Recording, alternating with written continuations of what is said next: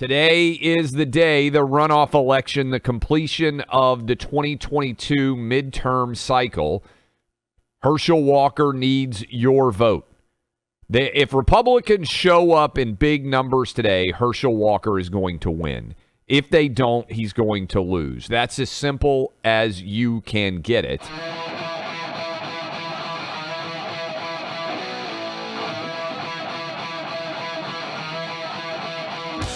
This is a big deal because it would keep the Senate at 50-50.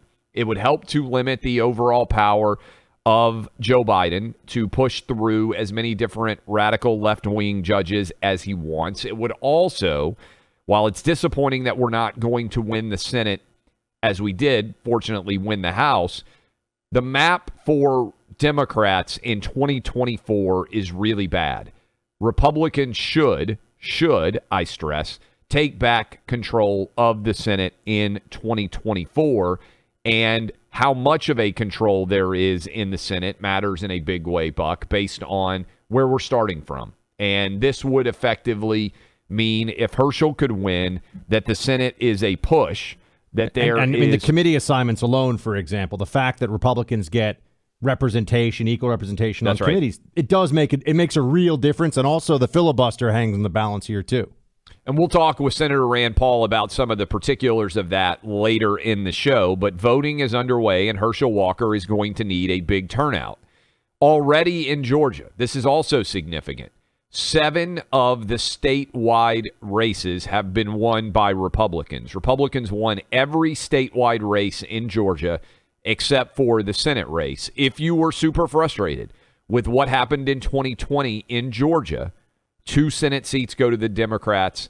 Joe Biden wins the state of Georgia. If that bothered you, if that frustrated you, this is the flip back opportunity. Herschel winning today would give Republicans a clean sweep. It would turn Georgia back officially red, and that would help, obviously, in a big way as we get ready for 2024 and the election, and whoever is going to be the nominee for Republicans must win the state of Georgia in order to win the presidency. I think that's written in stone. I mean, that's a certainty. And so there we are. So I would encourage all of you in Georgia, get out and vote. Republicans, they need a big turnout. Not going to sugarcoat it. Herschel Walker is the underdog now. He's down a couple of touchdowns. This is the fourth quarter. And Republicans have to show up in a big way. So if Republicans show up in a big way, he's going to win.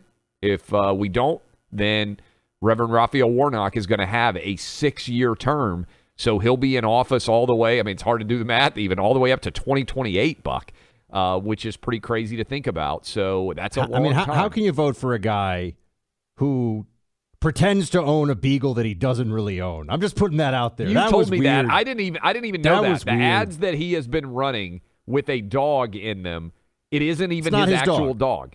It's not his dog. He's got a fake look, beagles dog. are great. They're a little loud for my taste, but they're great dogs. We all love dogs here. You can have a dog in the video with you when you're running for office or not. But if you have it, you got to own it. You know, this is it's funny actually on like dating websites. One of the big, you know, when they do the algorithms, they look at it. Women, if they find out that you had a dog but you don't actually own it, they get very upset. They don't like that. It also is maybe the number one way for single guys to pick up chicks. Have a dog. Have you seen the data on that? That men, yes. But you can't fake the dog thing. It has to be your dog. But if men own and have a dog, women find them far more attractive than if they don't.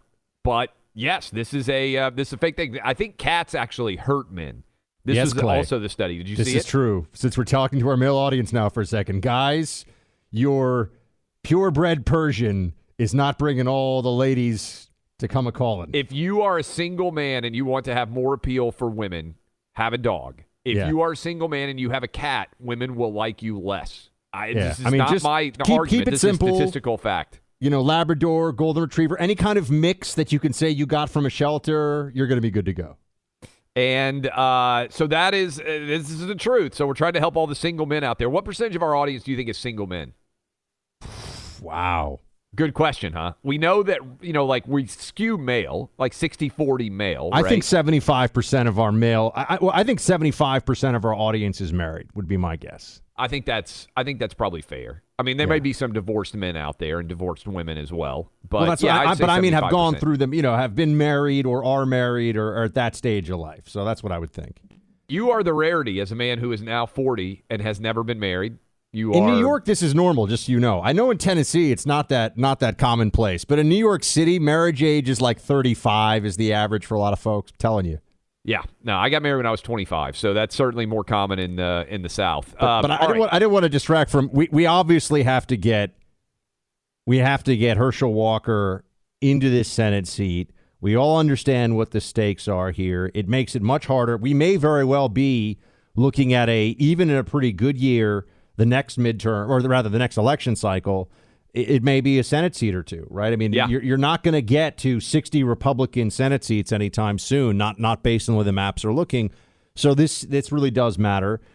And I'm just so curious to see how much money the Democrats have thrown into this race. I think the last time around, it was something like in the Georgia runoffs, $200 million, I think, with those two races, something. I mean, the amount of money that is being spent on these campaigns now, and it's really just to blanket the airwaves with ads. I mean, that's where the money really goes, right? That's what you're just having the constant drumbeat of audio visual propaganda all the time, which kind of sad in a sense because everyone realizes that the people that haven't decided yet are probably going to decide based upon the last ad they saw, or at least that's the mentality, which doesn't really speak that well for the future of our republic sometimes. Yeah, I was reading the Wall Street Journal yesterday, America's best newspaper, and they said that one particular station, Buck, I think it was the ABC affiliate in Atlanta, over the course of 2020, the runoff in 2021, and now these campaigns in 2022, has made almost a quarter of $1 billion in ads for political ads. Think about how crazy that is. Almost $250 million the Atlanta ABC television affiliate has gotten if you roll it up. And I think it was $83 million in this cycle alone.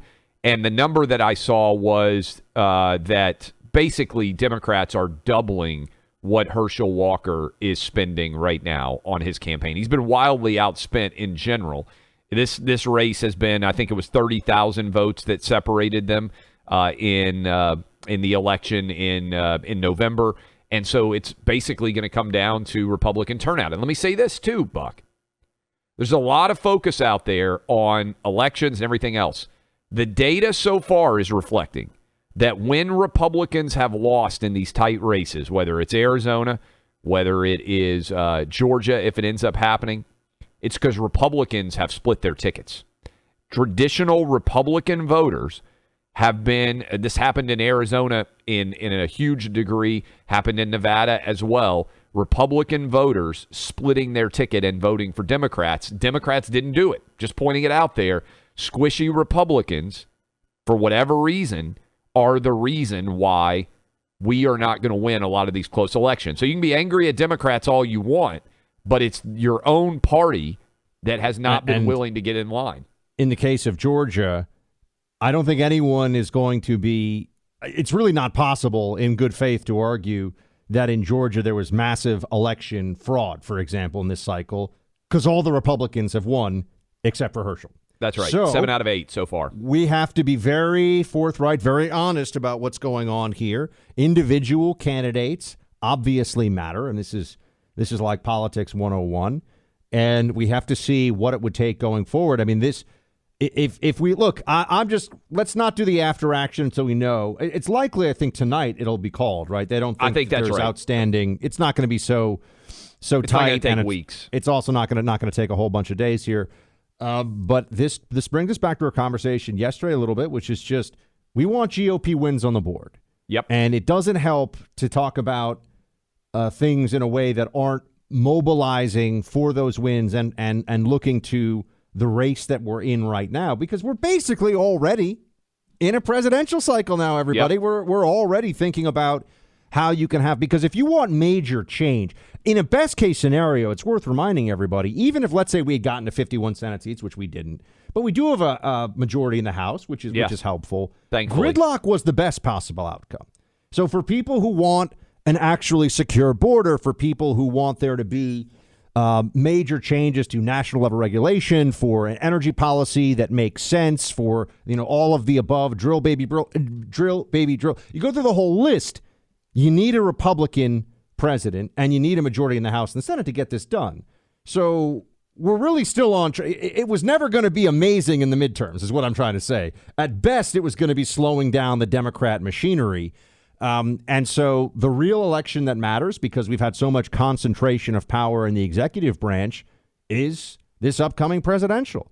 And we're obviously going to be talking about the day-to-day of the news cycle, what's happening every day in America. But eye on the prize now. If you want big things to change for the better, if you want that roaring economy we had before the pandemic and in 2019 when Trump was in office, we got to win in 2024. And Biden's probably going to announce, they're saying now, January, February.